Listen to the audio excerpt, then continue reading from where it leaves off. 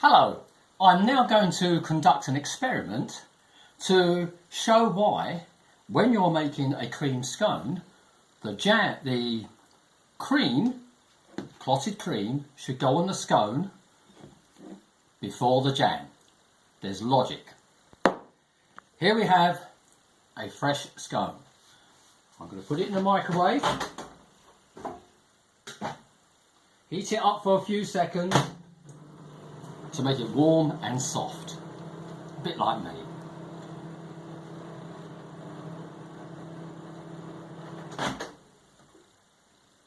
Yep, that's nicely warmed up.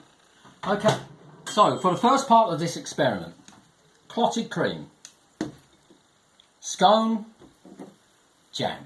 I take the spoon and I push it down onto the scone.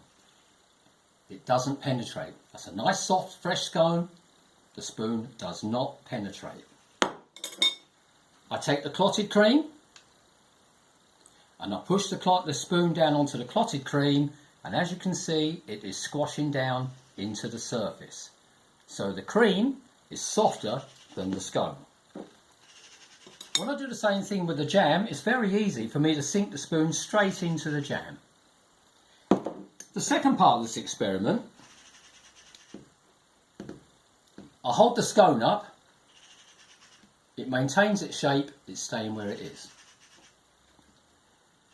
I get a spoonful of clotted cream, I turn it upside down, it's staying on the spoon. It's stiff enough and firm enough to stay on the spoon. Now, when I take the jam and turn the jam upside down, it immediately falls off the spoon. So I think this experiment clearly shows that the firmest item here is the scone. The next firmest item is the clotted cream, followed by the jam.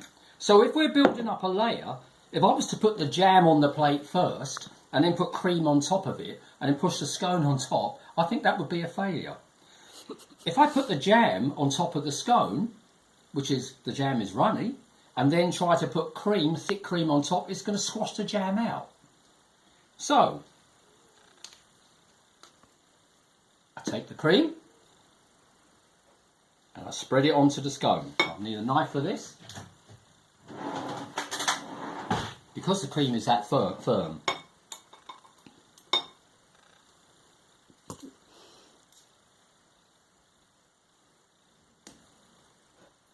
And I spread it onto the scone. See how long it takes to spread out? Now I take the jam, place it on top of the cream.